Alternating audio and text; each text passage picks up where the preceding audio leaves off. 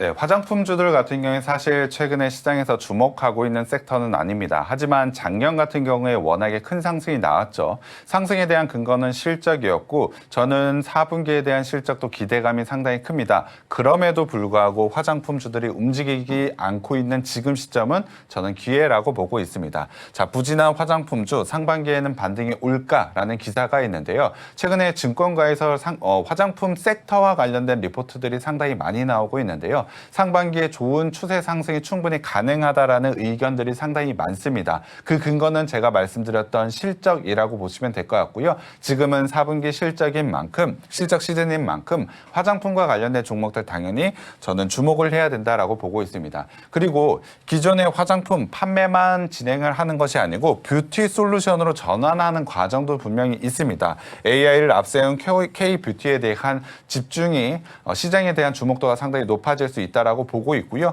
관련해서 화장품과 관련된 종목 저는 신규 매수 관점으로 봐야 된다라고 보고 있습니다. 화장품과 관련해서 아무래도 가장 먼저 봐야 될 종목 대장주인 APR 한번 봐야 될 것 같은데요. APR 4분기에 대한 실적 기대감 상당히 높습니다. 작년 같은 경우에도 1분기, 2분기, 3분기 모두 다 어닝 서프라이즈가 나왔습니다. 4분기에도 저는 어닝 서프라이즈가 기대가 되고 있고요. 올해에 대한 실적 성장도 저는 충분히 나올 수 있다라고 보고 있습니다. 당연히 실적에 대한 기대감이 있었던 만큼 1월 8일 생방송을 통해서 미리미리 좀 제시를 해드렸는데요.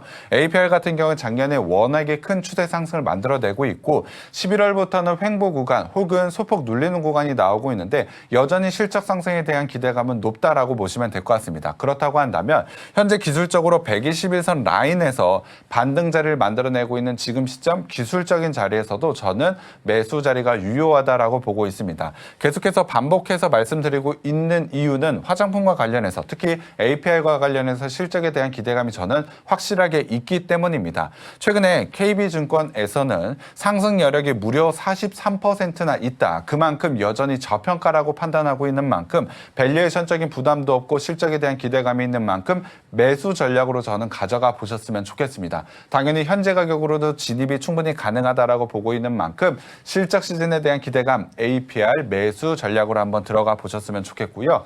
두 번째로는 달바글로벌도 한번 봐야 될 것 같습니다. 1월 8일 목요일 생방송을 통해서 달바글로벌도 마찬가지로 최근에 눌리는 구간은 기회라고 말씀을 드렸는데 달바글로벌 같은 경우에도 아직까지 바닥권에서 빠르게 상승 자리를 만들어내지는 못하고 있습니다. 하지만 최근에 증권사들에서 목표가를 높여가고 있고 글로벌 쪽에서에 대한 성과가 상당히 좋게 나오고 있는 만큼 4분기에 대한 실적 기대감이 상당히 높다라고 보시면 될 것 같습니다. 물론 APR과는 다르게 3분기에 대한 실적 조금은 아쉽게 나온 부분은 있었습니다. 그래서 3분기 실적 발표 이후에 긴 추세 하락이 나오긴 했습니다만 이번 4분기에는 좀 다를 것이라고 생각을 하고 있습니다.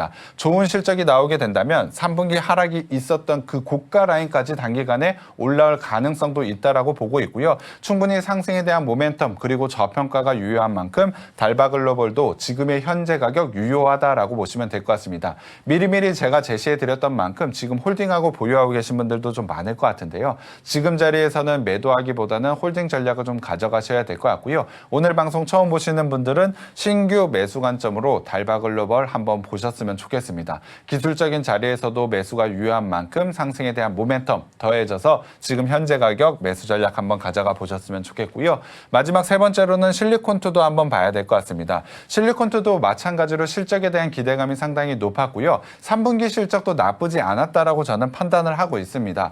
그럼에도 불구하고 최근에 눌리는 자리가 나오고 있는데요. 지금의 눌리는 자리는 저는 상당히 좋은 매수 기회가 왔다라고 보고 있습니다. 특히나 최근에 화장품 섹터 내에서 밸류에이션이 가장 메리트가 있다라는 보고서가 있는데요. 그만큼 좋은 실적에도 불구하고 눌리는 자리에 지금은 좋은 기회가 왔다라고 보시면 될 것 같습니다. 기술적인 부분에서도 최근에 반등 시도가 나오고 있는데요. 121선 라인 그러니까 45,000원 라인만 뚫어내기만 한다면 기술적으로 단기 슈팅도 나올 수 있는 구간에 위치한 만큼 밸류에이션적인 측면, 기술적인 돌파 자리, 지금 자리 꼭 한번 매수 전략으로 가져가 보셨으면 좋겠습니다. 물론 최근에 화장품과 관련된 종목들이 시장에서 좀 소외된 것도 사실입니다. 하지만 최근에 대형주로 자금이 좀 쏠리다 보니 이렇게 좋은 상승에 대한 모멘텀이 있는 섹터들이 소외되어 있는 종목들이 상당히 많습니다. 하지만 저는 지금 급하게 대응하기보다는 확실하게 모멘텀이 있다면 좋은 기회를 살려서 지금부터 매수 전략으로 차근차근 한번 진입을 해 보셨으면 좋겠습니다. 언제까지 대형주만 가지는 않겠죠. 분명히 중소형 주들과의 키높이 맞추기, 키 맞추기는 충분히 이루어질 수가 있습니다. 물론 그렇다고 해서 지금 상승을 이끌고 있는 대형주들이 나쁘다라고 말씀드리는 것은 아니고요. 시장의 환경, 시장의 상승에 대한 여건은 상당히 높습니다. 최근에 고객 예탁금이 92조나 있다라는 기사들도 있습니다. 충분히 매수할 만한 자금이 있는 만큼 이런 소외되어 있는 섹터들도 충분히 단기 상승이 나올 수 있습니다. 그러한 단기 상승에 앞서 미리미리 대응하는 게 중요하다라고 보고 있고요. 관련해서 화장품과 관련된 3개의 종목 매수 전략으로 한번 가져가 보셨으면 좋겠습니다.